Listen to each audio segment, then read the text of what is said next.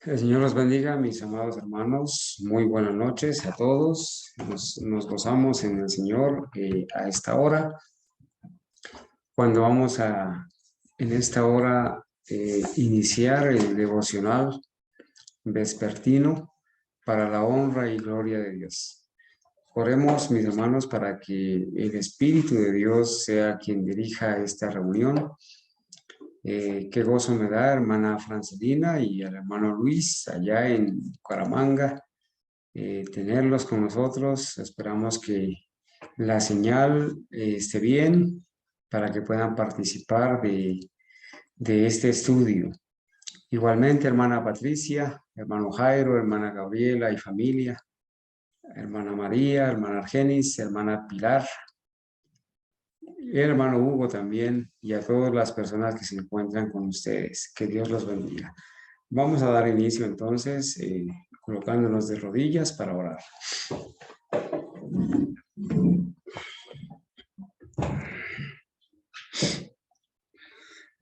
Bendito Dios y Padre, a ti te damos gracias, Señor, por tu misericordia y compasión. Venimos a ti, Señor, como cada día, primeramente a confesarte nuestros pecados, a pedirte y suplicarte, Señor, que en la justicia de Cristo y por su sangre nos limpies de toda maldad, que a esta hora, Señor, podamos estar en paz contigo. Suplicarte, Señor, que tu justicia sea presentada y tus méritos ante el Padre para ser aceptados. Gracias, Señor, por este día que nos diste, los alimentos, la vida, por tu protección, Señor, para nosotros, nuestros hijos, nuestra familia. Gracias por la fe que nos conserva, Señor, por tu palabra y porque haces posible en este momento que tus hijos vengamos, Señor, para entregarte nuestro corazón, para que lo limpies, purifiques nuestra mente y poder, Señor, de esta manera adorarte en espíritu y en verdad. Oh Señor, por favor te ruego que envíes la compañía de tu Santo Espíritu para nosotros, que podamos abrir tu palabra y entenderla. Y sobre todo, Señor, en este tema tan trascendental acerca del santuario. Ayúdanos, Señor, a comprender lo que vamos a estudiar, a poderlo aplicar a nuestras vidas y que podamos sacar las lecciones más preciosas de este estudio. Bendice a nuestros hermanos, a los niños que están ahí con ellos, a los jóvenes también, a cada persona que está conectada en los diferentes lugares y también a las personas que llegarán a estudiar este tema a través del YouTube. Oh Señor, muchas gracias por escucharnos. En el nombre de Jesús oramos. Amén. Amén.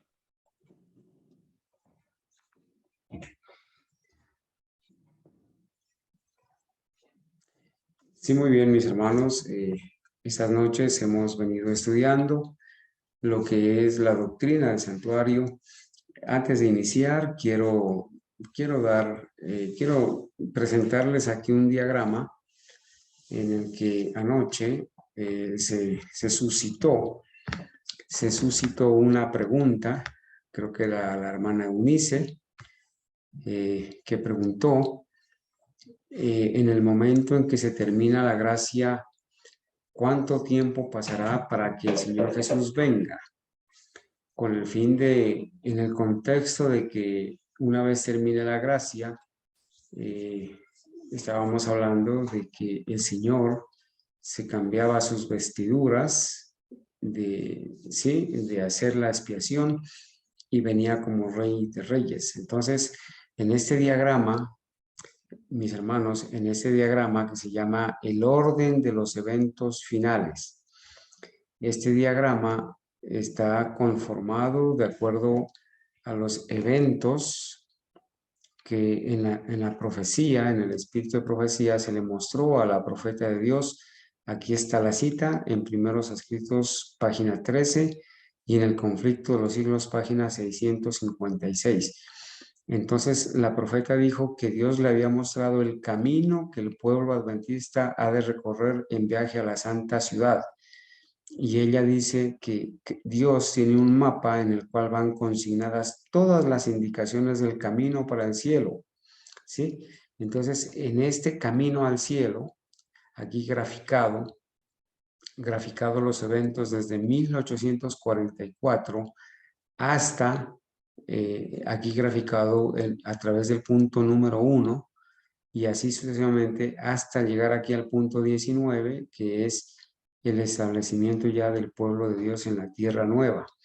Entonces, en este camino, ven ustedes que hay un proceso representado por diferentes números, ¿sí? El número 1, que está representando la fecha de 1844 con el inicio del juicio investigador, el sellamiento, el zarandeo, ¿sí? El llamado a salir de la ciudad y vivir en el campo, y una serie de eventos como esta, por ejemplo, acá, mire, la séptima trompeta empieza a tocar y dice que a partir de 1844 no existe ningún cómputo definido de tiempo después de 1844, ningún cómputo de tiempo profético.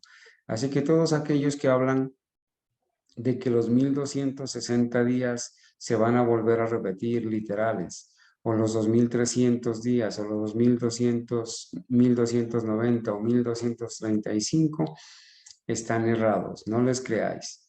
Entonces, en estos eventos se inicia el juicio investigador y por aquí, hermanos, para ahorrar un poquito y responder la pregunta, después de que se empezó a predicar el mensaje del tercer ángel, ¿cierto? Llega un momento donde se forma la imagen de la bestia, que es la antesala de la marca de la bestia o ley dominical, aquí en el punto 3.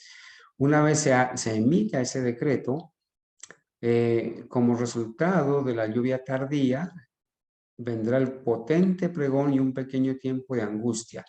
Eso va a terminar con el cierre de la gracia. Acuérdense que después del decreto dominical viene la lluvia tardía, el fuerte pregón, ¿cierto? Casi a la vez, viene un pequeño tiempo de angustia y eso termina con el cierre de la gracia, cuando el Señor deja de interceder en el santuario celestial, en el lugar santísimo. Y entonces la pregunta era, después de que el Señor deje de interceder, ¿cuánto tiempo va a pasar?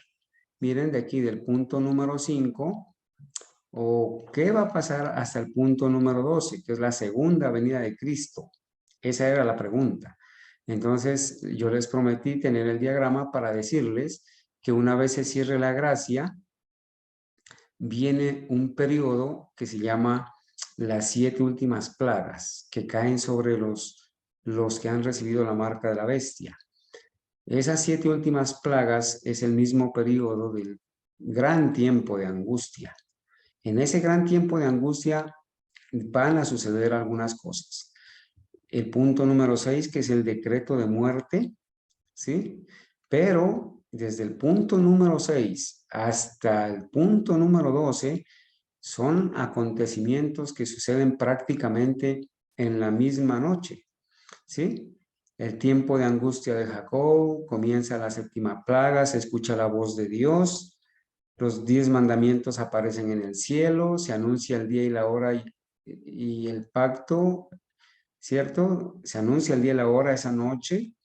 Es como decir ahora les estoy anunciando hoy, martes 16, hoy martes 16 de agosto tendremos el devocional. De esa manera debemos entender el momento en que se anuncia el día y la hora, porque el día y la hora nadie lo sabe, pero esa noche que ya va a venir el Señor se anuncia, ¿sí? El día y la hora. Entonces aparece la señal del Hijo del Hombre, fíjense, y se realiza la segunda venida de Cristo. Entonces, ¿cuánto tiempo va a pasar desde que se cierre la gracia hasta que aparezca la segunda venida de Cristo? No tenemos un periodo profético definido, pero los eventos nos dicen que no pasará mucho tiempo, se cierra la gracia, comienzan las plagas recuerden que los impíos nos van a culpar a nosotros que es por, por no guardar el domingo, que Dios está enojado y es y que Dios está enojado por causa de esta secta aborrecible.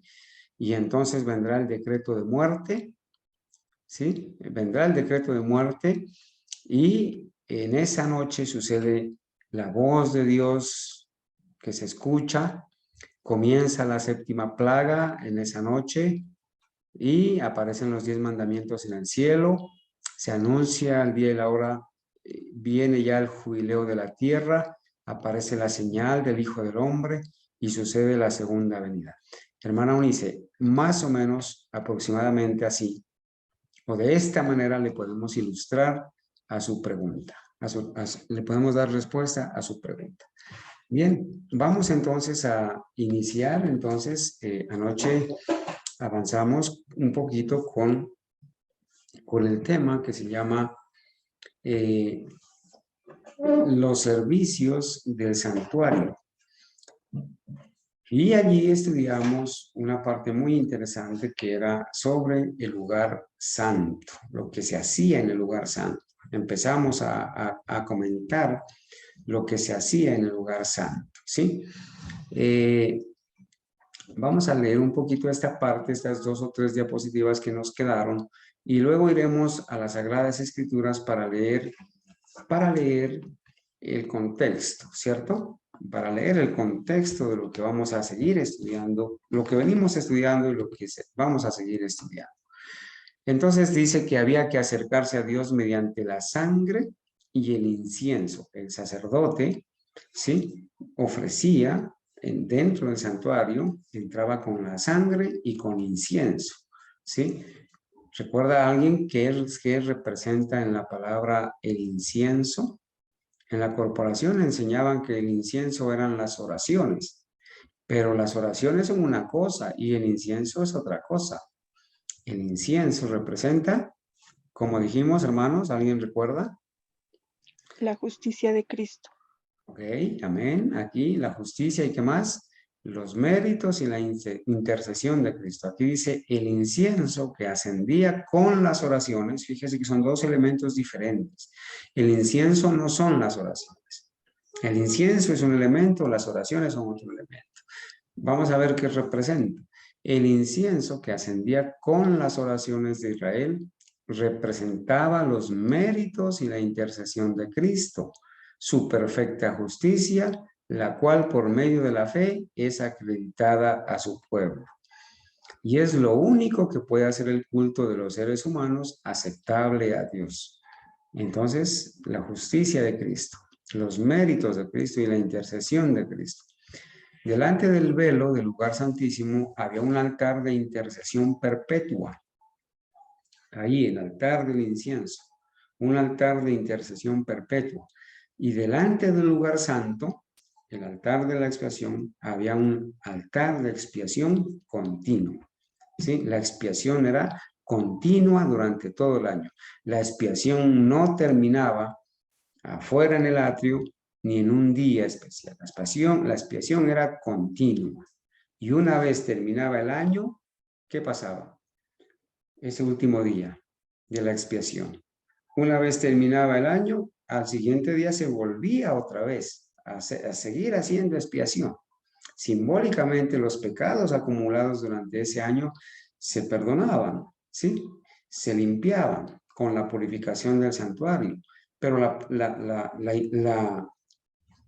la expiación no terminaba en un determinado año ni en un determinado día del año, hasta que venga el verdadero Cordero, ¿cierto? Muera en el altar, pero aún ahí tampoco terminaba la expiación. ¿Sí? La expiación, como en el santuario Cristo es todo y está en todo, pues la cruz representa el altar del sacrificio donde se mataba al cordero sin mancha.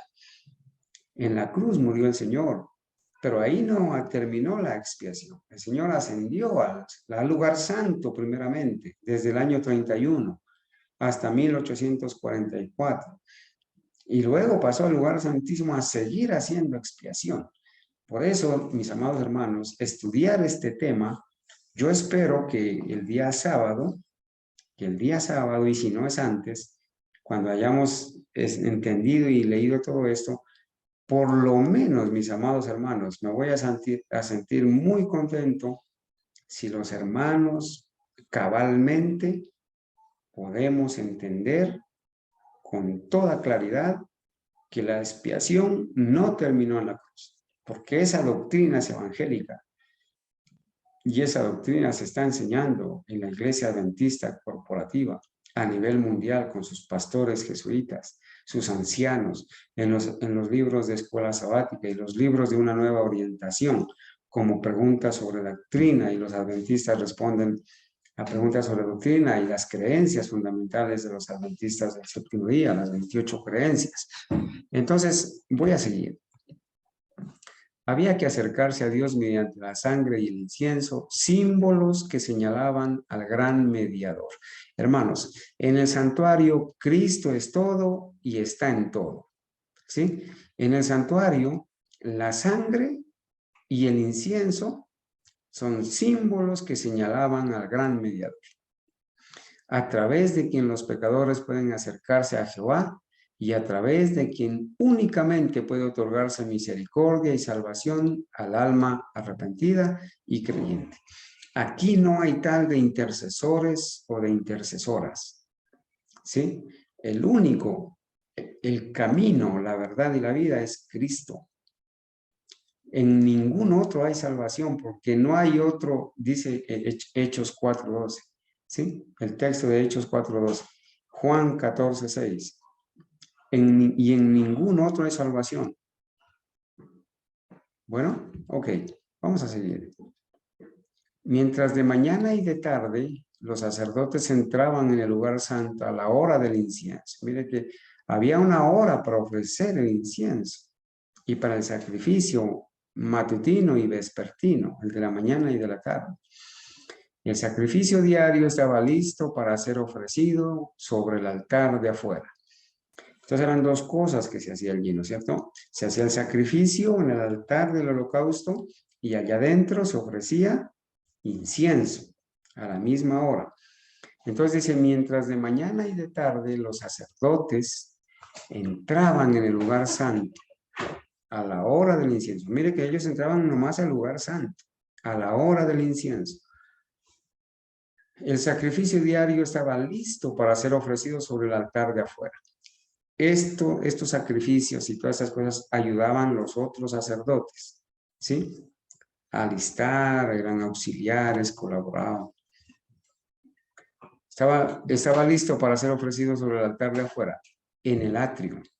Allá en el atrio había el altar del holocausto o el altar del sacrificio. Mire, ahí en ese altar de afuera, en el atrio, es donde dicen los evangélicos y los católicos que terminó la expiación. Para ellos terminó allí. Y para los adventistas modernos, la nueva teología, ahí terminaba la expiación. Pero vamos a seguir leyendo. Esta era una hora de intenso interés para los adoradores que se congregaban ante el tabernáculo. Antes de allegarse a la presencia de Dios por medio del ministerio del sacerdote, debían hacer un ferviente examen de su corazón y confesión de sus pecados. Imagínense, hermanos, vamos a decirlo ahí, estos preliminares que ellos hacían antes de meter la sangre del animal adentro al velo. Tenían que ofrecer incienso y tenían que hacerse un profundo examen de corazón, ¿sí? Revisar su vida y confesar sus pecados. Se unían en oración silenciosa con los rostros vueltos hacia el lugar santo, o sea, hacia la Shekinah, hacia la gloria de Dios, y con sus rostros, con sus espaldas vueltas al sol, ¿sí? Con sus espaldas vueltas al sol, para no adorar al sol, sino al Dios creador, al verdadero Dios. Así sus peticiones ascendían con la nube de incienso, mientras la fe aceptaba los méritos del Salvador prometido al que simbolizaba el sacrificio expiatorio. Las horas designadas para el sacrificio matutino y vespertino se consideraban sagradas. y llegaron a observarse como momentos dedicados al culto por toda la nación judía. El momento del culto, ¿sí? El momento del culto era sagrado, hermanos. Así deberíamos nosotros tener también a la hora de hacer el culto personal, el culto familiar, el culto en la casa. Deberíamos tener ese lugar como sagrado, esa hora como sagrada, ¿sí? No deberíamos estar a la hora del culto cocinando, ni lavando la ropa, ni haciendo el aseo. Hermanos, a esta hora del culto demostramos cómo amamos al Señor y qué reverencia tenemos hacia Dios, ¿sí? Al darle la prioridad a Él, al darle la importancia a Él. Imagínense en qué tal nosotros haciendo el culto y por allá el ruido del televisor, el ruido de la loza, el ruido de la lavadora, o en la iglesia, en el templo. Nosotros haciendo el culto al verdadero Dios y entonces los niños correteando y jugando por allí.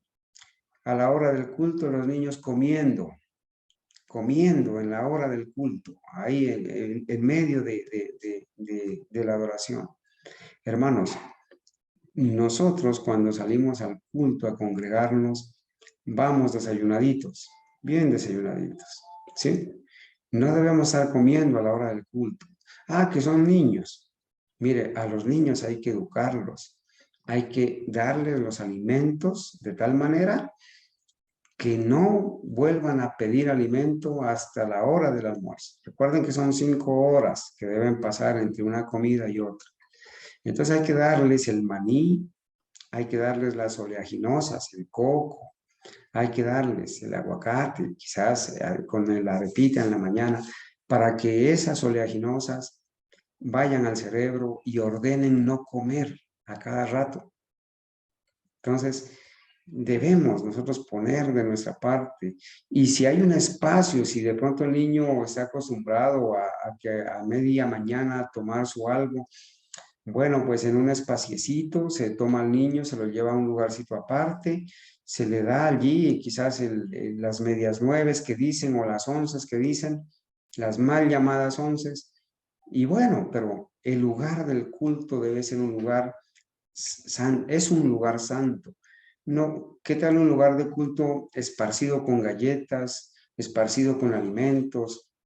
Hermanos, en eso tenemos que mejorar muchísimo. Tenemos que aprender que el lugar y la hora del culto deben ser sagradas, ¿verdad? Bueno, hermanos, entonces dice que esos momentos llegaron a observarse como momentos dedicados al culto por toda la nación judía.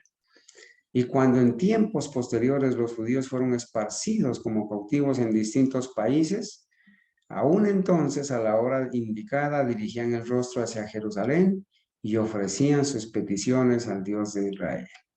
Como recuerdo, ¿cierto? En esta costumbre, los cristianos, en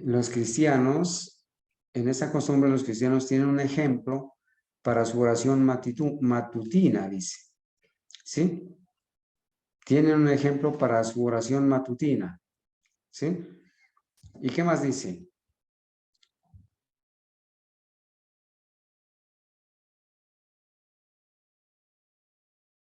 En esta costumbre, los cristianos tienen un ejemplo para su oración matutina y vespertina. Entonces, hermanos, en esta costumbre de ellos de tener la hora sagrada, tenemos que un ejemplo para la oración matutina y vespertina. Si bien Dios condena la mera ejecución de ceremonias que carezcan del espíritu de adoración, mira con gran satisfacción a quienes lo aman y se postran mañana y tarde para pedir perdón por los pecados cometidos y las bendiciones necesarias. Hermanos, yo les tengo que decir aquí algo especial, ¿sí?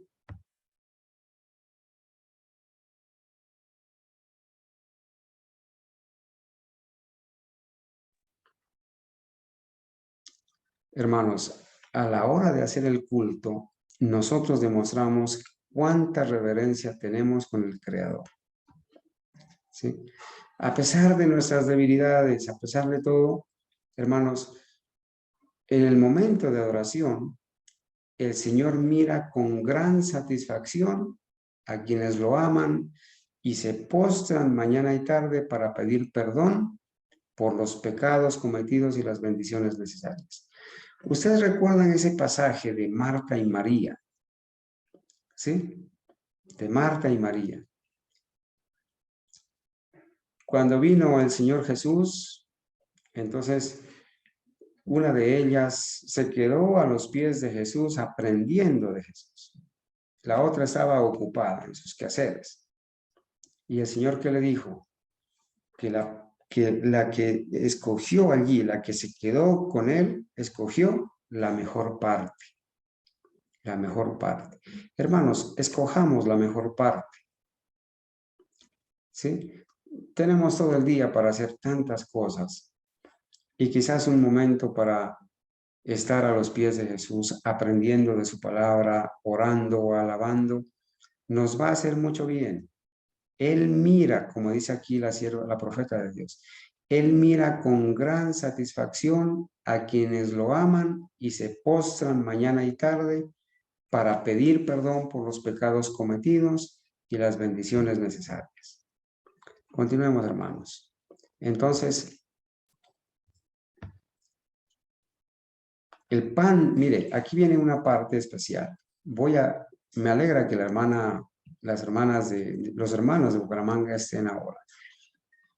El pan de la proposición, ¿dónde estaba el pan de la proposición? ¿Sobre qué mueble, hermanos? ¿Cuál? Duro, mamita, hable duro. Sobre la mesa de los panes de la proposición, en el lugar santo, ¿sí? El pan de la proposición se conservaba siempre ante el Señor como una ofrenda perpetua, de manera que formaba parte del sacrificio diario y se llamaba el pan de la proposición o el pan de la presencia, porque estaba siempre ante el rostro del Señor, de acuerdo a Éxodo 25:30. Era un reconocimiento de que el hombre, hermanos, aún en esto hay una mala interpretación de los jesuitas.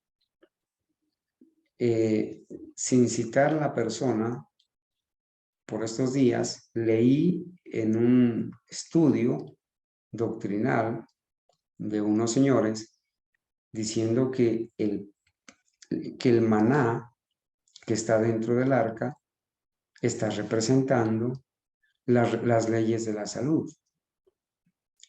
El maná dentro del arca está representando las leyes de la salud. Pero vamos a leer lo que dice la profeta de Dios.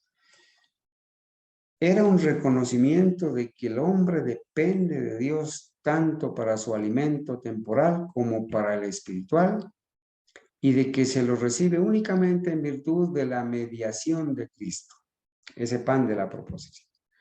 En el desierto, Dios había alimentado a Israel con el pan del cielo, el maná, y el pueblo aún dependía de su generosidad tanto para las bendiciones del alimento temporal como las del espiritual.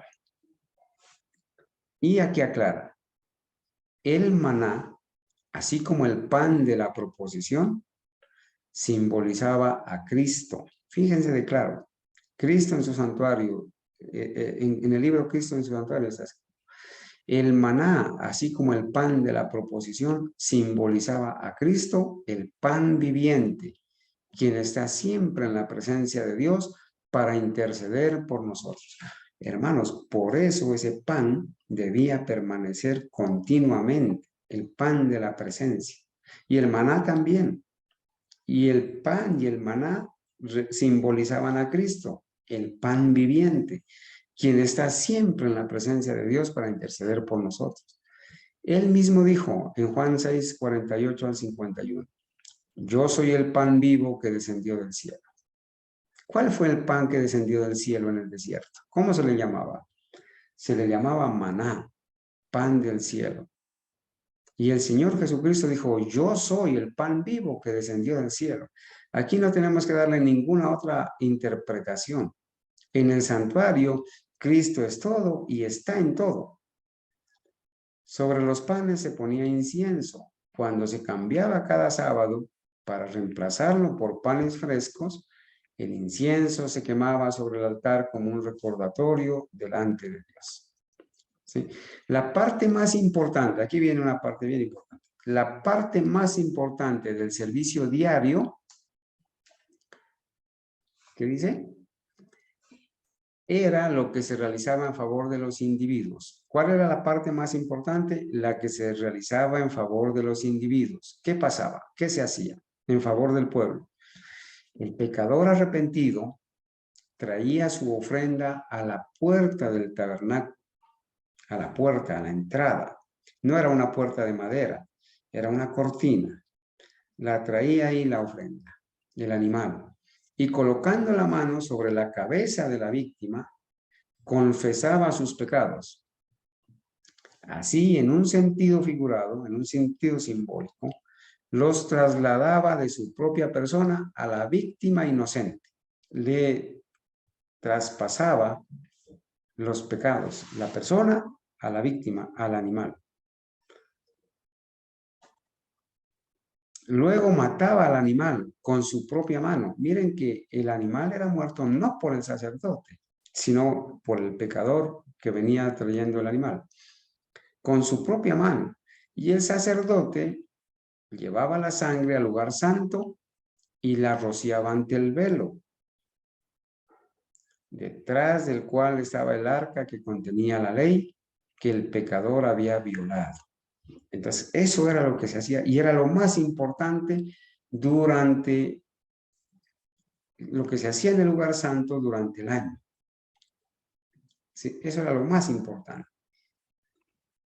Con esta ceremonia, y en un sentido simbólico, el pecado era trasladado al santuario por medio de la sangre. De esa manera se contaminaba el santuario con la sangre de la víctima, pero esa sangre estaba representando, o sea, prácticamente eran los pecados, porque el pecador le pasaba los pecados al animal, simbólicamente.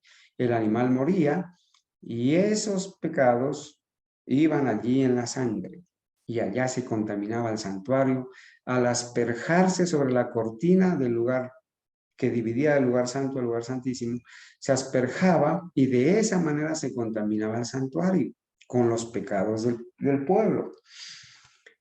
Entonces dice, el pecado era trasladado al santuario por medio de la sangre. En algunos casos no se llevaba la sangre al lugar santo, pero el sacerdote debía comer la carne, tal como Moisés ordenó a los hijos de Aarón, diciendo, la dio él a vosotros para llevar la iniquidad de la congregación. En Levítico 10:17. Espero que no vayamos a tomar ese texto para decir, mire, Dios aprueba el consumo de carne y entonces yo aquí voy a seguir comiendo carne y me voy a seguir llenando de enfermedades. Así Dios, así el hermano Carlos, otros hermanos me digan que la carne es perjudicial. Aquí hay un fundamento bíblico, van a decir. Van a sacar pretextos para seguir violando las leyes de la salud. Entonces, las dos ceremonias simbolizaban por igual el traslado del pecado del hombre arrepentido al santuario. ¿Cuáles eran las dos ceremonias? La de llevar la sangre por medio del sacerdote o la de que el sacerdote coma la carne y al entrar al santuario contaminaba el santuario. Tal era la obra que se hacía diariamente durante todo el año. Diariamente durante todo el año. El oficio en el altar del holocausto y en el lugar santo. Diariamente el sacerdote entraba al lugar santo. Con el traslado de los pecados de Israel al santuario, los lugares santos quedaban manchados y se hacía necesaria una obra especial para quitar de allí los pecados. A esa obra es que se le llamaba el día de la expiación o la purificación del santuario. Dios ordenó que se hiciera expiación para cada una de las sagradas divisiones, lo mismo que para el altar. ¿Cuál altar?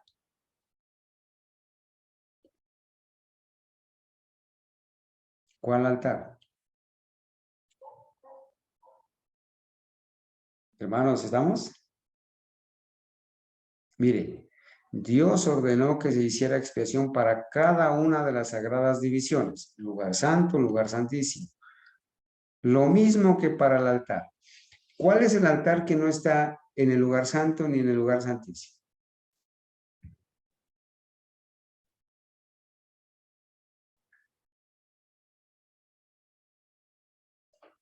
Hermanos, ¿cuál es el altar que no está en el lugar santo ni en el lugar santísimo? Hay un altar. ¿Ah? El de los sacrificios que está en el atrio. Muy bien, el altar del sacrificio o el altar del holocausto que está en el atrio. ¿Sí? Hermanos, cuando estudiemos el día de la expiación, vamos a ver que se hacía expiación en el lugar santísimo, se salía al lugar santo y se terminaba en el altar del holocausto, en el altar del sacrificio. La expiación no terminaba, ¿cierto? Afuera antes de entrar. Vamos a verlo eso con detalle. Así dice, así lo limpiará y lo santificará de las inmundicias de los hijos de Israel.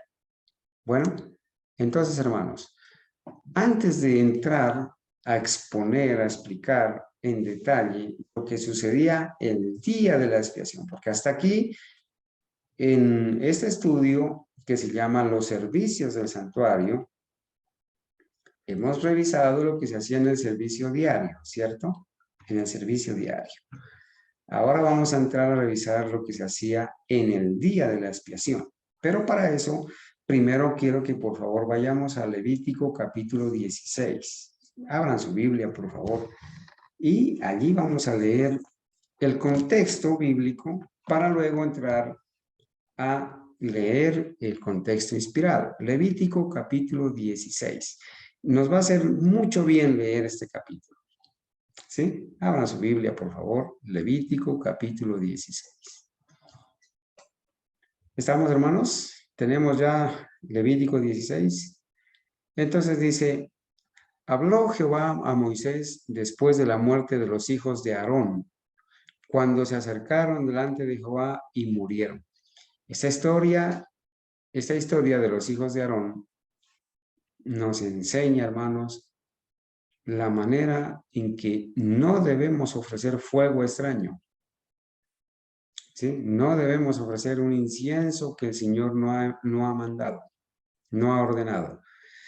Y Jehová dijo a Moisés, miren versículo 2, di a Aarón, tu hermano, ¿qué oficio tenía Aarón, el hermano de Moisés? ¿Qué oficio tenía?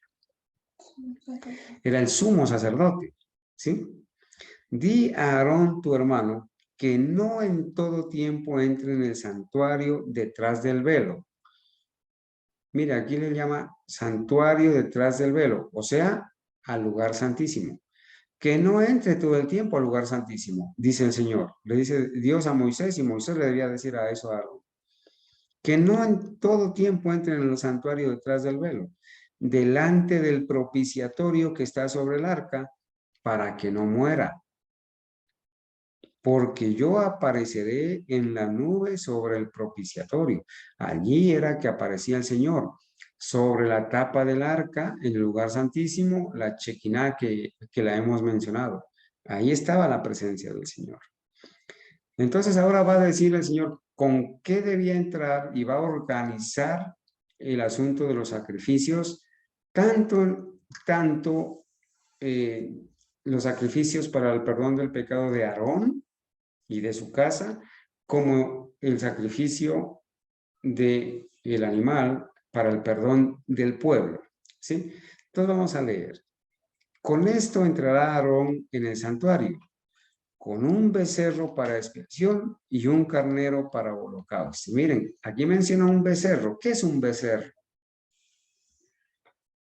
¿Qué es un becerro, hermanos? Es un ternero, ¿no es cierto? Es un ternero. ¿Sí? Es un toro jovencito. Un ternero. Un becerro para expiación y un carnero para holocausto. Entonces hay dos animales, un ternerito, un becerro y un carnero. El carnero es ese ovejo macho, ¿sí? Son dos animales diferentes. El becerro tenía que ofrecerlo a Aarón por él y su casa, y el carnero, vamos a ver, por el pueblo. Vamos a leer. Con esto entrará Aarón en el santuario, con un becerro para expiación y un carnero para holocausto. Obviamente, cada uno en su momento, ¿cierto? Y no era que entraba con los animales vivos, sino con la sangre de esos animales. Yo sé que estamos entendiendo, pero al parecer de pronto puede darse para confusión. No entraba con los animales vivos, sino con la sangre de estos animales muertos.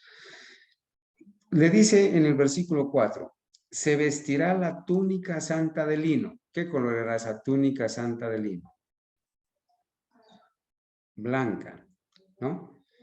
Y sobre su cuerpo tendrá unos pantalones larguitos o calzoncillos de lino, y se ceñirá el cinto de lino, y con la mitra de lino se cubrirá. Son las santas vestiduras, con ellas se ha de vestir después de lavar su cuerpo con agua.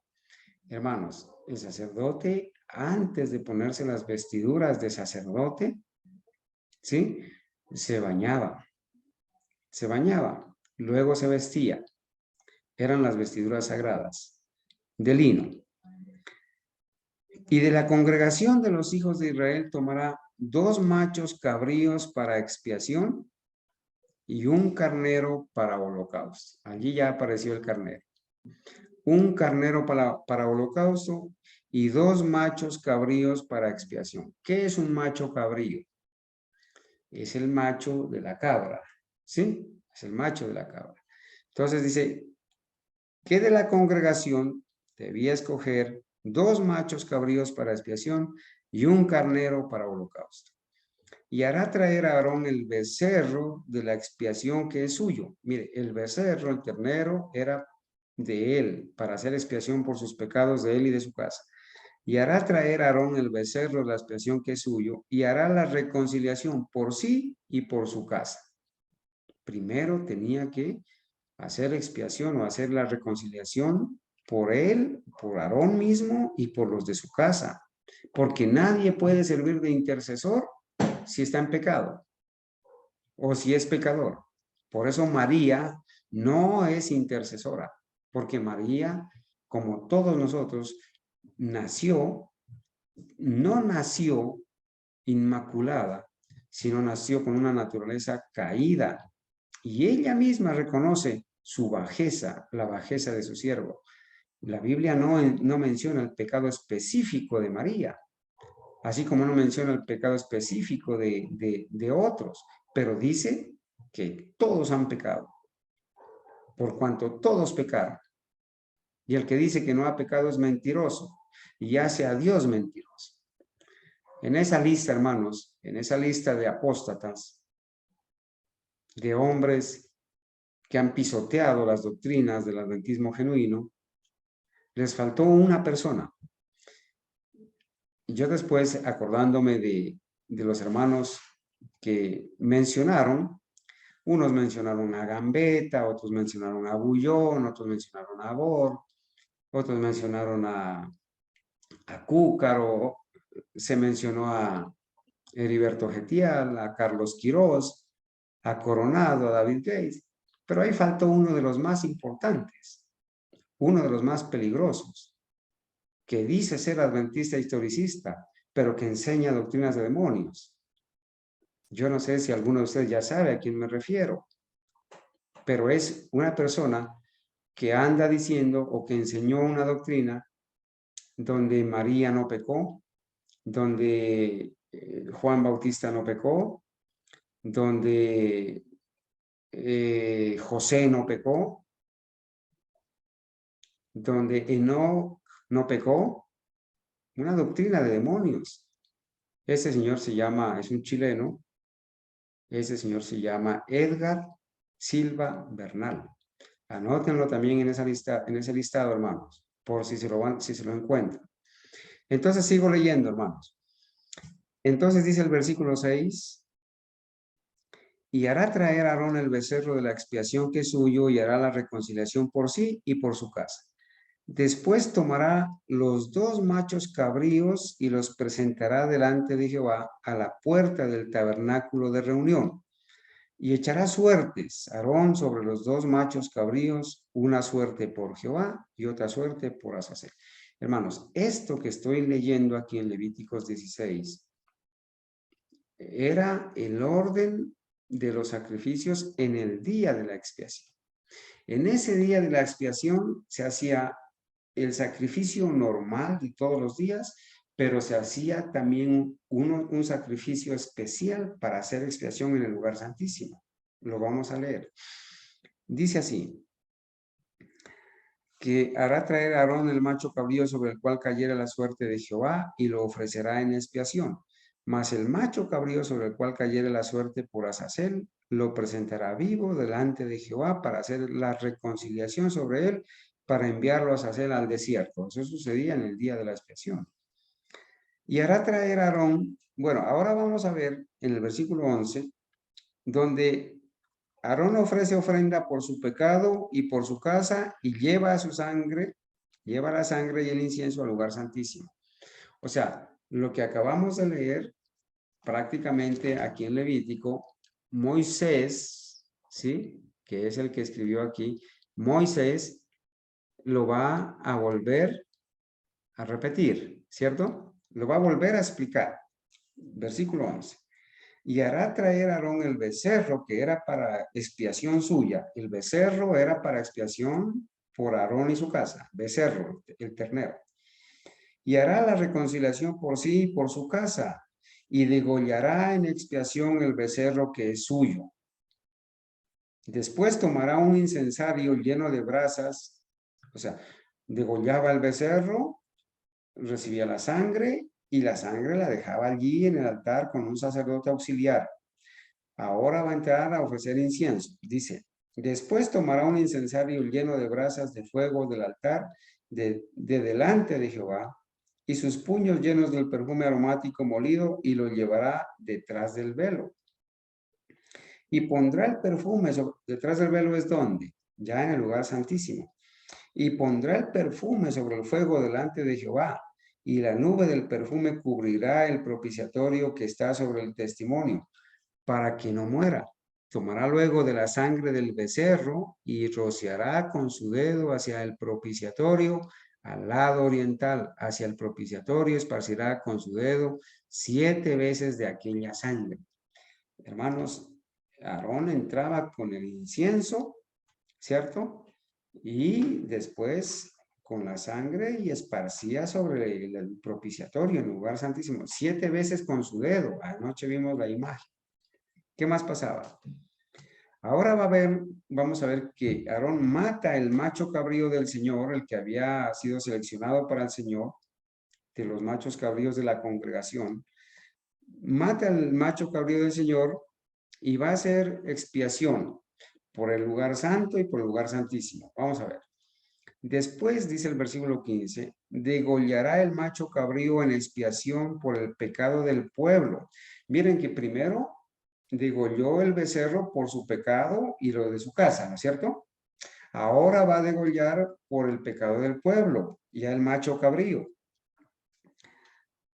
Y llevará la sangre detrás del velo adentro y hará de la sangre como hizo con la sangre del becerro y la esparcirá sobre el propiciatorio y delante del propiciatorio, de la misma manera como hizo con la sangre del becerro. ¿Y qué significaba esto? ¿Para qué era? Versículo 16, ¿cómo dice? Así purificará el santuario. De esa manera se purificaba el santuario, hermanos. El santuario se purificaba con sangre. ¿Sí? Alguien dirá, pero ¿cómo? En lugar de purificar, lo que se hacía era ensuciar. ¿Sí? Pero era un símbolo de que la sangre de Cristo nos limpia de pecado. Y el sacrificio de Cristo y su sangre inocente nos limpia a nosotros de pecado. Y que nosotros podemos ser quitados estos trapos de inmundicia y ser vestidos con la justicia de Cristo. Gloria a Dios por eso. Eso es lo que significa. Así purificará el santuario a causa de las impurezas de los hijos de Israel. de sus rebeliones y de todos sus pecados.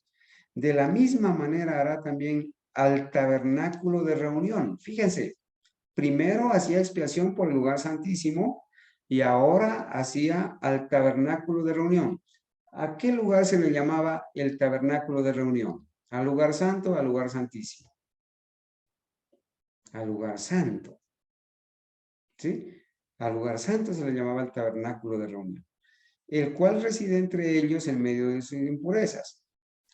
Versículo 17. Ningún hombre estará en el tabernáculo de reunión cuando él entre a hacer la expiación en el santuario, hasta que él salga y haya hecho la expiación por sí, por su casa y por toda la congregación de Israel. Mire, Aarón hacía prácticamente en ese día de la expiación, hacía la expiación en dos frentes, vamos a decirlo así.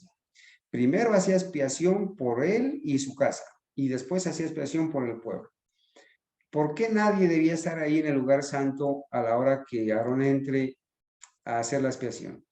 Porque el velo estaba corrido y nadie podía ver ahí la presencia de Dios porque si no moría. Entonces nadie podía estar, solamente el sumo sacerdote. Voy a seguir leyendo.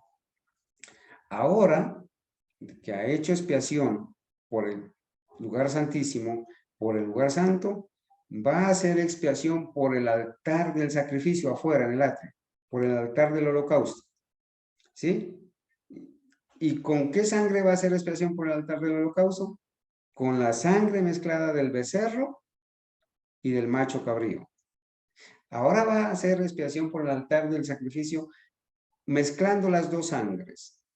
La sangre del ternero, del becerro que ofreció por sí mismo y por su casa, y la sangre del macho cabrío del pueblo.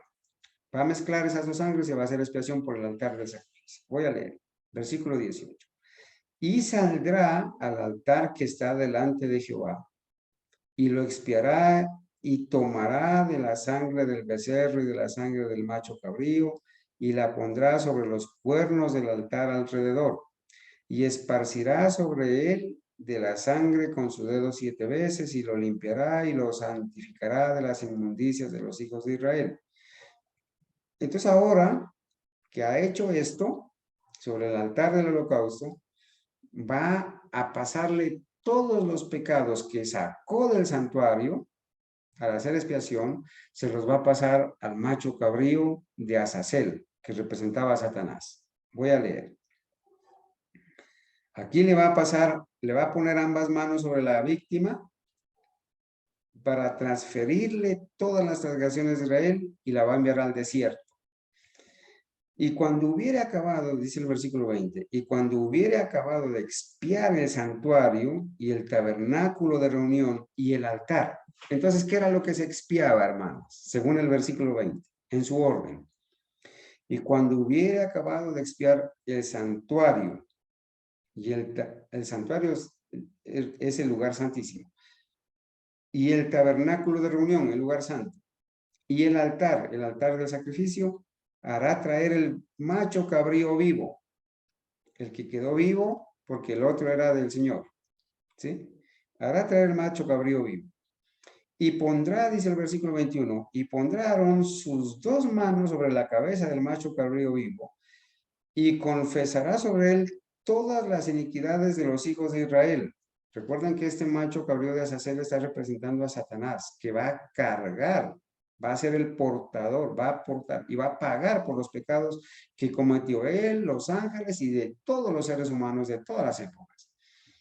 Y entonces dice, y confesará sobre él todas las iniquidades de los hijos de Israel, todas sus rebeliones y todos sus pecados, poniéndolos así sobre la cabeza del macho cabrío, y lo enviará al desierto por mano de un hombre destinado para esto. ¿Y qué pasaba con ese macho cabrío? Y aquel macho cabrío, dice el versículo 22, y aquel macho cabrío llevará sobre sí todas las iniquidades de ellos a tierra inhabitada. Hermanos, volvamos a leer este versículo 22. Y aquel macho cabrío, el de Azazel, que representaba a Satanás, y aquel macho cabrío llevará sobre sí todas las iniquidades de ellos, o sea, del pueblo, a tierra inhabitada. Hermanos, hay personas que están enseñando que esto no es verdad, porque el único que cargó con nuestros pecados es Cristo, ahí en Isaías 53. Pero el Señor le mostró a Moisés y le dijo, escriba y así lo va a hacer. Esto, mira el versículo 1 del capítulo 16 de Levítico, el que estamos leyendo. Regreses al versículo 1. Habló Jehová a Moisés. ¿Quién fue el que habló? Jehová a Moisés. Versículo 2. Y Jehová dijo a Moisés las instrucciones y todo esto que va a suceder en el día de la expiación, lo ordenó Dios a Moisés, que así se haga. Entonces, ¿cómo es que vienen unos a decir que esto de que el macho cabrío va a portar los pecados de todo el mundo no es verdad? Si aquí está escrito. Y noten lo que dice. ¿Qué pasaba con ese macho cabrío? Hay algunos que están enseñando que ese macho cabrío se lo llevaba y se lo derrumbaba, se lo tiraba a un precipicio, bueno, no tengo el término, se lo derrumbaba, sí, se lo hacía caer al precipicio. Pero miren lo que dice la Biblia en el versículo 22. Y aquel macho cabrío llevará sobre sí todas las iniquidades de ellos a tierra inhabitada, o sea, al desierto, y dejará ir al macho cabrío por el desierto. ¿Qué significa eso de que dejará ir al macho cabrío por el desierto? Dejarlo ir por el desierto a que se pierda por allá es lo mismo que despeñarlo, ese es el término que estaba buscando, despeñarlo o derrumbarlo o tirarlo al precipicio, es algo diferente, ¿no? Este macho cabrío está simbolizando a Satanás, quien va a ser dejado en esta tierra desierta en ese periodo de 1000 años, porque no va a tener a quien tentar. Los impíos todos están muertos y Satanás va a ser colocado en una prisión, atado por 1000 años, ¿sí? Hasta que el Señor venga y resucite otra vez a los impíos y se lleve ese proceso de destrucción final para ellos, para la bestia, el falso profeta, Satanás, y de ellos no quede ni raíz ni rama. Bueno, entonces, hermanos, el versículo 23 nos va a narrar de que ahora Aarón, noten esto, se va a cambiar las vestiduras. ¿Cuáles vestiduras? Las vestiduras de lino que se había colocado para hacer la expiación en el día de la expiación. Entonces dice, se va a cambiar las vestiduras, se va a lavar y va a ofrecer sacrificio por él y por el pueblo y va a quemar el becerro fuera del campamento. Vamos a leer. Versículo 23. Después vendrá Aarón al tabernáculo de reunión y se quitará las vestiduras de lino que había vestido para entrar en el santuario y las pondrá allí. ¿Dónde era que se quitaban las vestiduras? Después vendrá Aarón al tabernáculo de reunión, en el lugar santo, se quitará las vestiduras de lino que había vestido para entrar en el santuario, o sea, el lugar santísimo, y las pondrá allí. Lavará luego su cuerpo con agua en el lugar del santuario, y después de ponerse sus vestidos saldrá, y hará su holocausto, y el holocausto del pueblo, y hará la expiación por sí y por el pueblo. Ese era el sacrificio de la tarde. ¿Sí? Porque en ese día se hacía el sacrificio matutino y vespertino. Y quemará en el altar la grosura del sacrificio por el pecado. Quemará en el altar la grasa del sacrificio por el pecado. El que hubiere llevado el macho cabrío a Azazel, lavará sus vestidos, lavará también con agua su cuerpo y después entrará en el campamento. Y sacarán fuera del campamento el becerro y el macho cabrío inmolados por el pecado, cuya sangre fue llevada al santuario para hacer la expiación, y quemarán en el fuego su piel, su carne y su estiércol. ¿Dónde era que lo llevaban? Fuera del campamento. ¿Les recuerda algo? ¿A quién llevaron fuera del campamento, fuera de la ciudad para ser muerto? ¿A dónde Al llevaron Señor Jesús. al Al Señor Señor Jesús. Jesucristo? Allá en el monte Calvario, ¿sí? Allá lo llevaron. El que los quemare lavará sus vestidos, lavará también su cuerpo con agua y después podrá entrar en el campamento. Hermanos, miren, aquí hemos leído algo del día de la expiación. Quizás algunas personas no se imaginaron que en ese día se hacía todo esto. Quizás se imaginaron nomás que era un sacrificio nomás y todo, pero no entraron en detalles. Yo sé que ustedes tienen preguntas para hacerme. Yo les pido el favor, resérvense por un momento las preguntas. Déjenme avanzar un poquito. Solamente quiero ilustrarles cómo en la Biblia se presenta dentro de esas fiestas ceremoniales, se presenta el día de la expiación. Sigo leyendo, versículo 29. Aquí se va a establecer la observancia del 10º día del 7º mes por estatuto perpetuo como día de la expiación. El Señor está dando esas instrucciones ahí mismo. Y esto tendréis por estatuto perpetuo. En el mes 7º, a los 10 días del mes, afligiréis vuestras almas y ninguna obra haréis, ningún trabajo haréis, ni el natural ni el extranjero que mora entre vosotros, porque en este día se hará expiación por vosotros y seréis limpios de todos vuestros pecados delante de Jehová. Hermanos, ese día era un día especial. Había sido antecedido 10 días antes, el primer día de ese mes, 7º, se tocaba una trompeta para anunciar que venía el día de la expiación. Y ese era un día especial, porque ese día era un día de perdón o de destrucción. Las personas esperaban ansiosamente ser perdonados sus pecados.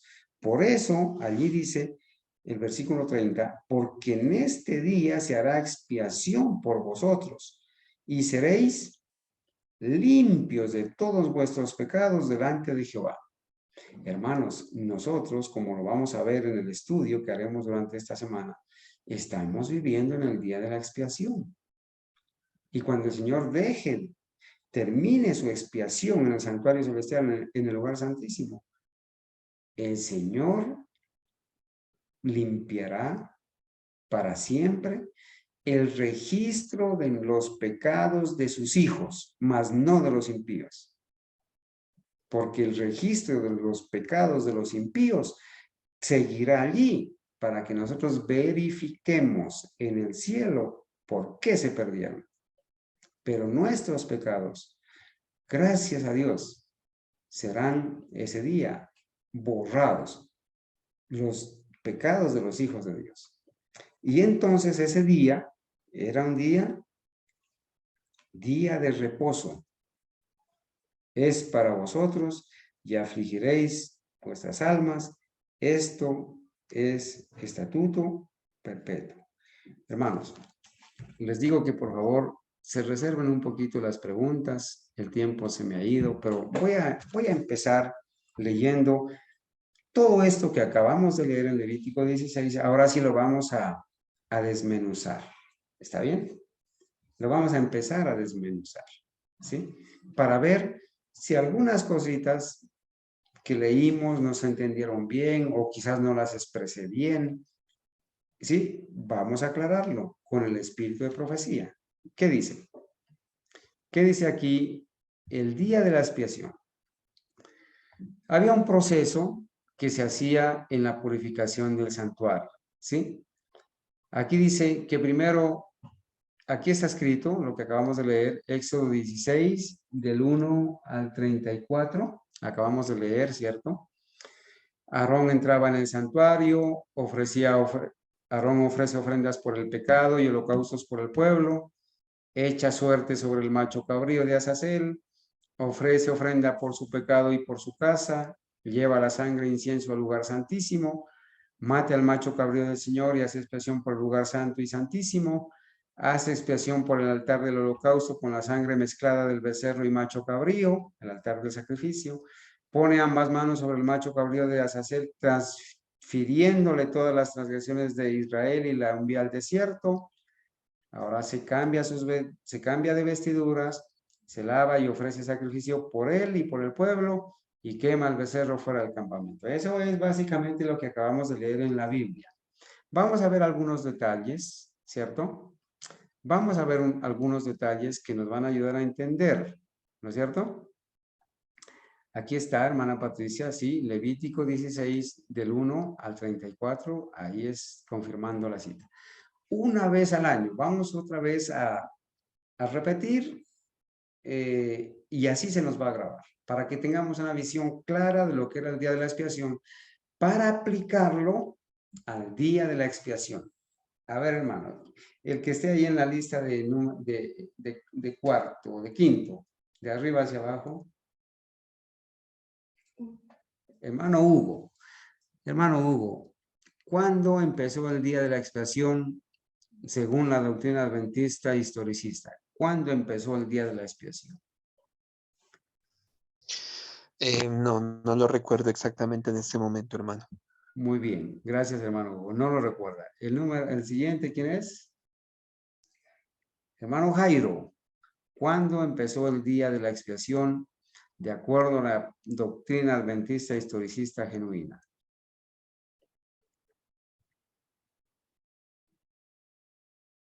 Hermano Jairo, ¿tiene audio?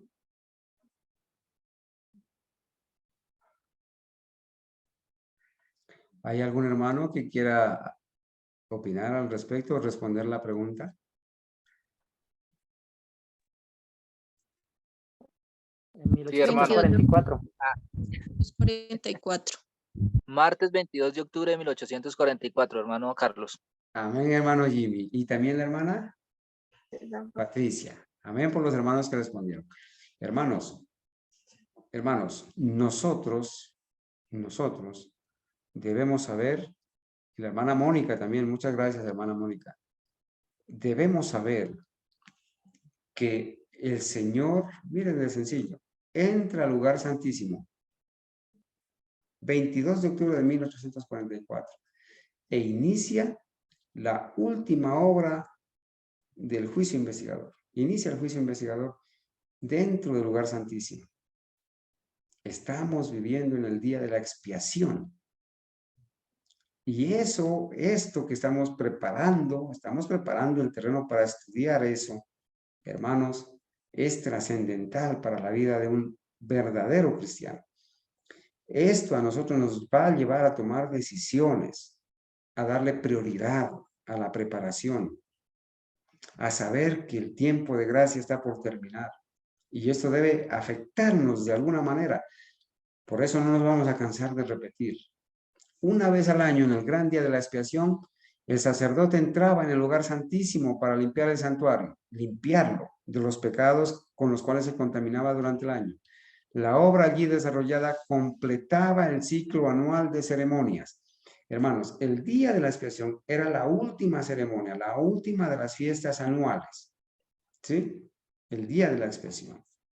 Alguna vez vamos a estudiar esas fiestas ceremoniales para ver que esas fiestas tenían días de reposo, plurales, días de reposo, los sábados ceremoniales, que no necesariamente era el sábado séptimo día de la semana, pero se llamaban sábados.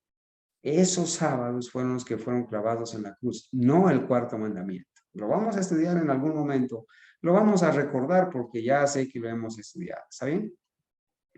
Entonces, sigo leyendo. En el día de la expiación se llevaban 2 machos cabríos a la puerta del tabernáculo y se echaba suerte sobre ellos. Una suerte por Jehová y otra suerte por Azazel, de acuerdo a Levítico 16:8. El macho cabrío sobre el cual caía la primera suerte debía matarse como ofrenda por el pecado del pueblo, y el sacerdote debía llevar la sangre dentro del velo y rociarla sobre el propiciatorio. El sacerdote entraba al lugar santísimo y allí hacía expiación. Así purificará el santuario a causa de las impurezas de los hijos de Israel, de sus rebeliones y de todos sus pecados. De la misma manera hará también al tabernáculo de reunión, el cual reside entre ellos en medio de sus impurezas. El versículo 16, el 21 y el 22. y pondrá Aarón sus 2 manos sobre la cabeza del macho cabrío vivo, confesará sobre él todas las iniquidades de los hijos de Israel, todas sus rebeliones y todos sus pecados, poniéndolos así sobre la cabeza del macho cabrío, y lo enviará al desierto por mano de un hombre destinado para esto. Y aquel macho cabrío llevará sobre sí todas las iniquidades de ellos a tierra inhabitada, y dejará ir el macho cabrío por el desierto. Allí vuelve y dice, dejará ir el macho cabrío por el desierto, no lo va a despeñar, ¿cierto? Solo después de haberse, mire esto, aquí viene una aplicación importantísima, hermanos. Mire, lástima, el tiempo se me está acabando. Solo después de haberse alejado al macho cabrío de esta manera, se consideraba el pueblo libre de la carga de sus pecados. Hermanos, ¿qué aplicación le podríamos dar a esta primera frasecita de este párrafo? Solo después de haberse alejado al macho cabrío de esta manera, llevado al desierto a que se pierda, se consideraba el pueblo libre de la carga de sus pecados. Entonces la pregunta sería, ¿cuándo se consideraba el pueblo libre de sus pecados? ¿Cuando se mataba el animal en el altar del sacrificio? Allí no, ¿verdad? Entonces la expiación no terminaba en la cruz. El perdón no se logró en la cruz. Porque para el evangélico y el adventista moderno, ahora tú eres salvo cuando recibes al Señor Jesucristo, y una vez salvo, salvo para siempre. Y por eso escuchas a personas que te dicen, yo ya fui salvo hace 20 años cuando recibí al Señor Jesucristo.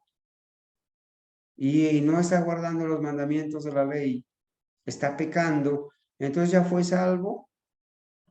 Vale la pena preguntarse, ¿cierto? Todo hombre debía contristar su alma mientras se verificaba la obra de expiación. Hermanos, voy a leer en el contexto de que estamos viviendo en el día de la expiación, y que eso que se hacía en ese día debería estar pasando en nuestras vidas. Todo hombre, incluyendo a mujer, toda persona, hombre de todas las épocas, todo hombre debía contristar su alma mientras se verificaba la obra de expiación. Todos los negocios se suspendían y toda la congregación de Israel pasaba el día en solemne humillación delante de Dios, en oración, ayuno y profundo análisis del corazón. ¿Sí? Esto pasaba ese día.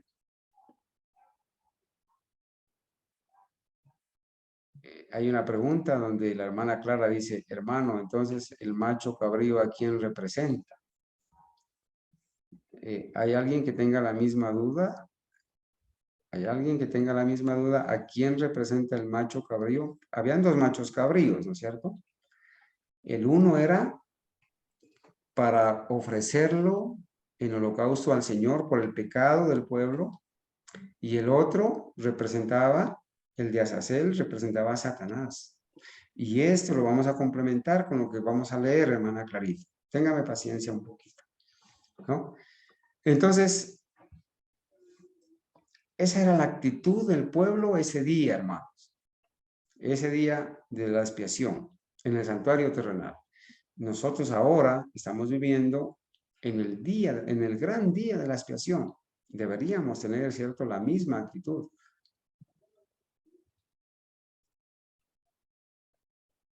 Avanzo un poquito más. Mediante este servicio anual, el día de la expiación, se le enseñaba al pueblo importantes verdades acerca de la expiación. Miren, las verdades que se enseñaba mediante este servicio anual.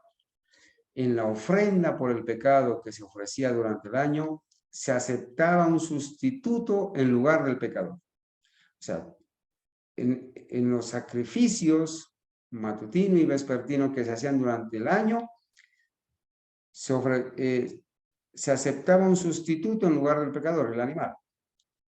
Pero la sangre de la víctima no hacía completa expiación por el pecado. Hermanos, grábense esta parte, esa parte que dice, pero la sangre de la víctima que se asperjaba durante el año en el lugar santo no hacía completa expiación por el pecado. Lo voy a tratar de repetir de otra manera. Durante el año se mataba el animal, el pecador traía el animal, le transfería sus pecados, lo mataba, el sacerdote recogía la sangre y la llevaba y la asperjaba sobre el velo que estaba enfrente del arca, ¿cierto? Dice que esa sangre de esa víctima no hacía completa expiación por el pecado. Fíjense, hermanos, ¿qué tal pensar que la expiación se completó fuera del atrio, fuera del lugar santo? Si aquí la profeta de Dios dice que esa sangre ni siquiera hacía expiación completa asperjándolas en el lugar santo. Los evangélicos y adventistas modernos evangélicos dicen que la expiación se completó o fue completa afuera, en el altar del sacrificio, en la cruz. Pero aquí la profeta de Dios dice que ni siquiera la expiación era completa cuando se asperjaba en el lugar santo, en el velo. ¿Por qué no era completa, hermanos? ¿Por qué no era completa? Bueno, voy a seguir leyendo. Pero la sangre de la víctima no hacía completa expiación por el pecado. Solo proveía un medio en virtud del cual el pecado se transfería al santuario. Pero la expiación no estaba terminada. No era completa. Al ofrecerse la sangre, el pecador reconocía la autoridad de la ley, confesaba la culpa de su transgresión y expresaba su fe en aquel que habría de quitar los pecados del mundo, en aquel que habría de venir. Entonces, hermanos, podría tener la seguridad de que ese pecado iba a ser expiado. O sea, ¿cómo aclaramos esto? Con una pregunta. ¿Qué hubiera pasado con todas esas personas y con todos esos sacrificios que se hicieron si Cristo, estoy poniendo un ejemplo nada más, qué hubiera pasado si Cristo en el Getsemaní decide no morir y regresarse para el cielo? ¿Qué hubiera pasado? ¿Qué hubiera pasado con todos esos pecados? ¿Hubieran sido expiados? De ninguna manera, hermanos. Nadie, solamente uno igual a Dios, podía proveer expiación completa y perdón. Pero esa expiación completa no la iba a lograr solamente muriendo en la cruz. Debía ascender al cielo, a seguir haciendo expiación en el lugar santo y luego en el lugar santísimo. A seguir haciendo expiación, no a aplicar los beneficios de esa expiación que había hecho en la cruz. Entonces, dice, expresaba su fe en aquel que habría de quitar los pecados del mundo. Habría es futuro, habría de quitar o habría de venir a quitar. Pero no quedaba completamente exonerado de la condenación de la ley. Ahí seguía. A esto, mis hermanos, a esta frase, no quedaba completamente exonerado de la condenación de la ley. Es lo que se refiere Pablo con ese pagaré, en esa acta que nos era contraria, porque Cristo no había venido. Y esa ley ceremonial que estaba al lado del arca decía que el pecador no quedaba completamente exonerado de la condenación de la ley hasta que venga Cristo, muera y siga haciendo expiación en los santuarios celestiales. A ver, avancemos. En el día de la expiación, el sumo sacerdote, llevando una ofrenda por la congregación, entraba en el lugar santísimo con la sangre y la rociaba sobre el propiciatorio, encima de las tablas de la ley. En esa forma, los requerimientos de la ley que exigían la vida del pecador quedaban satisfechos. Entonces, en su carácter de mediador, ¿quién? El sumo sacerdote, en su carácter de mediador, que representaba a Cristo, el sacerdote tomaba los pecados sobre sí mismo y saliendo del santuario, llevaba sobre sí la carga de la culpa de Israel. Entonces, en ese día de la expiación, hermanos, el sacerdote entraba con la sangre, la rociaba sobre el propiciatorio, hacía expiación allí, hacía expiación en el lugar santo, hermanos, y salía del santuario llevando los pecados que habían estado ahí acumulados durante el año, los sacaba del santuario y se los pasaba al macho cabrío que representaba a Satanás, a Azazel. Porque al final, hermanos, Satanás va a cargar con los pecados suyos, los míos, los que nos hizo cometer, y de todos los impíos. Sigo leyendo para terminar. A la puerta del tabernáculo ponía sus manos sobre la cabeza del macho cabrío, símbolo de Azazel, y confesaba sobre él todas las iniquidades de los hijos de Israel, todas sus rebeliones y todos sus pecados. El sumo sacerdote hacía eso, se los traspasaba, poniéndolos así sobre la cabeza del macho cabrío. Y cuando el macho cabrío que llevaba estos pecados era conducido al desierto, se consideraba que con él se alejaban para siempre del pueblo. Tal era el servicio verificado como figura y sombra de las cosas celestiales. Entonces, hermanos, esa palabra, figura y sombra de las cosas celestiales, no era solamente el santuario, la construcción, sino lo que hacía el sumo sacerdote, lo que hacía el sacerdote y el sumo sacerdote. Figura y sombra de las cosas celestiales. ¿Sí? Bueno, hermanos, aquí vamos a dejar aquí para decirles que esta doctrina del santuario, la purificación del santuario, que empezamos apenas a leer y a dar nociones generales hoy, y que mañana vamos a dedicarle todo el tiempo a ese día de la expiación para que quede completamente claro esta doctrina de la purificación del santuario de Daniel 8:14, donde dice hasta 2300 tardes y mañanas, que llegaron hasta el 22 de octubre de 1844, es la doctrina base de la fe adventista. Es el pilar fundamental, es el fundamento de la doctrina del adventismo. De allí siguen los otros pilares, ¿no? Los mensajes de los 3 ángeles de Apocalipsis 14, del 6 al 12, los mandamientos de Dios y la fe de Jesús. ¿Y cuál sigue ahí? ¿Qué pilar sigue? Estamos en el tercero. Templo de Dios, hermano. Muy bien, hermano Duber. El templo de Dios de Apocalipsis 11. ¿Cuál sigue?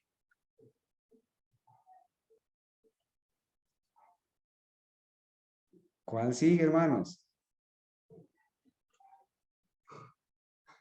Un adventista historicista los debe saber de memoria. ¿Cuál es el quinto pilar? Es muy fácil, hermanos. ¿Cuál es el quinto pilar, hermanos? Los 10 mandamientos. Los mandamientos de Dios y la fe de Jesús son el tercero. Ah, muy bien, Daniela, la ley de Dios de Apocalipsis 11:19, que fue vista en el arca. ¿Cuál sigue? Muy El bien, sábado. el santo sábado, ¿no es cierto? ¿Y cuál es el último? La no inmortalidad del alma. Muy bien, la no inmortalidad del alma. Muy bien, esos son los 7 pilares del verdadero adventista genuino. ¿Está bien, hermanos?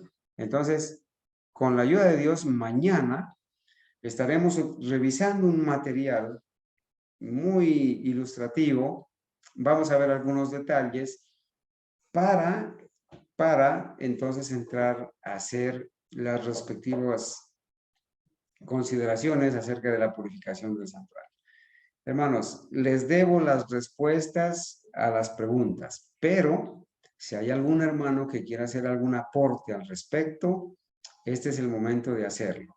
Mañana vamos a dedicar un buen espacio para hacer preguntas. ¿Hay algún hermano que por favor quiera hacer algún aporte al respecto? Espero que hayamos avanzado, que quizás para algunos no está. Aquí está hermana Mónica. Hermana Mónica alzó la mano. Adelante, hermana Mónica.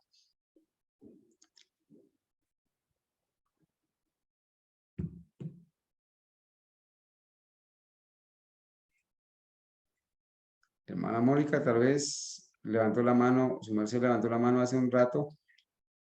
No me había percatado. Bueno, muy bien.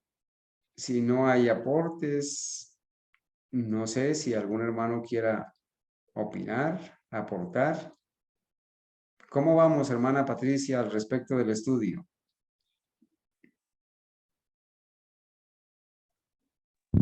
Hola, hermanos. Pues muy bien. Es un tema que es bastante interesante y me parece importante porque pues su merced lo citó el viernes y es que no podemos ser movidos de la fe si tenemos claro el tema del santuario.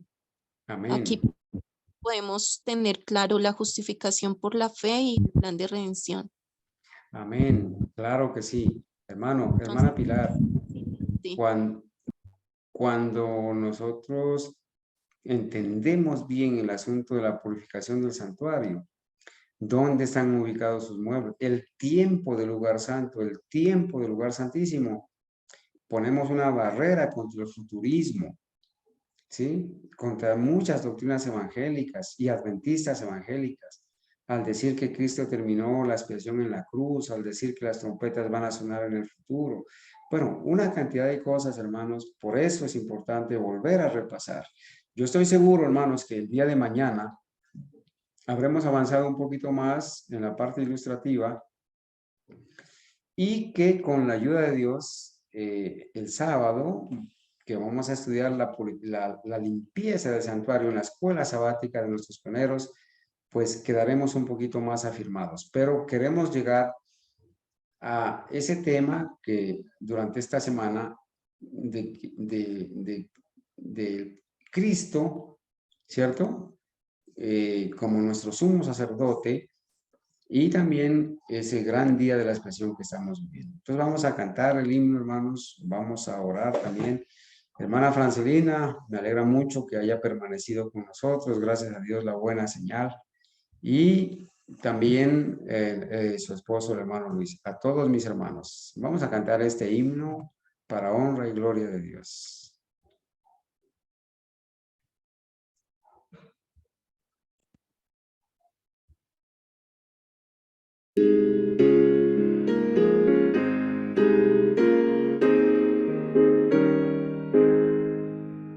Te quiero, mi Señor, habita en mí y vencedor seré por fe en ti. Te quiero, sí te quiero, siempre te anhelo, bendíceme, te ruego, acudo a ti. Te quiero, Jesús, mi Salvador. Oh, hazme en verdad tu servidor. Te quiero, sí te quiero, siempre te anhelo, bendíceme, te ruego, acudo a ti. Tu voluntad, Señor, enséñame, y de tu gran amor, oh, cólmame. Te quiero, sí te quiero, siempre te anhelo, bendíceme, te ruego, acudo a ti. Oh, mi gran bienhechor, en tentación,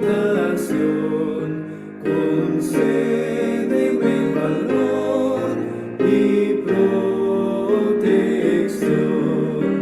Te quiero, sí te quiero, siempre te anhelo, bendíceme, te ruego, acudo a ti.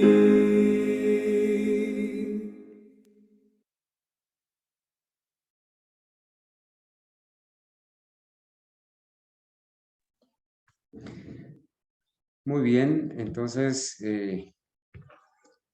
hermana Argenis, tenga la bondad de hacer la oración para finalizar, si es tan amable. Oremos.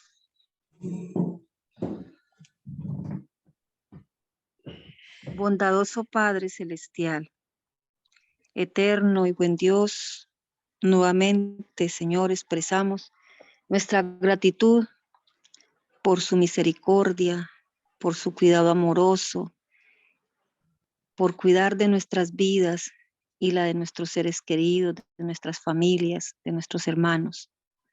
Gracias, bondadoso Dios, por las bendiciones que cada día derrama, Señor, y estamos recibiendo de ellas. Gracias, Señor bueno, porque cada día, Señor, a través de estos estudios recibimos mucha luz, Señor. Gracias porque a través de esta luz el Señor nos está preparando para no caer nuevamente en tinieblas y no llegar a ese estado lamentable de oscuridad que quizás para algunos ya no habrá regreso, Señor.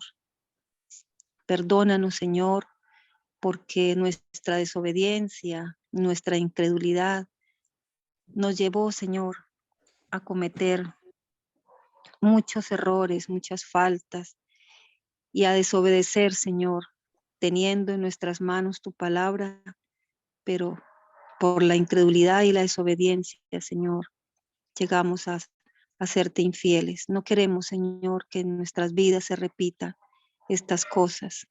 Danos, Señor, cada día más fe, mucha sabiduría, eterno Dios, mucho discernimiento para comprender su santísima palabra. Gracias le damos, eterno Dios, por nuestro hermano Carlos, por su familia, por el trabajo, por el esfuerzo que cada día realizan para que estos estudios se puedan llevar a cabo. Gracias por el ánimo y el amor que ha puesto en cada uno de nosotros para que llegadas estas horas nos dispongamos, Señor, a recibir de este alimento y ayúdanos a compartirlo con otros. Eterno Señor, nos disponemos en esta noche al descanso. Imploramos, Señor, que mientras dormimos seamos rodeados por sus santos ángeles, cubiertos con su mano protectora. Nos permita descansar, Señor, y que nuestros cuerpos se restauren, se recuperen, que nos regales su santa voluntad en el día de mañana, las fuerzas, las energías para otro día de trabajo, de actividades, pero también primeramente otro día para ponernos en sus santas manos y recibir del cielo esta luz.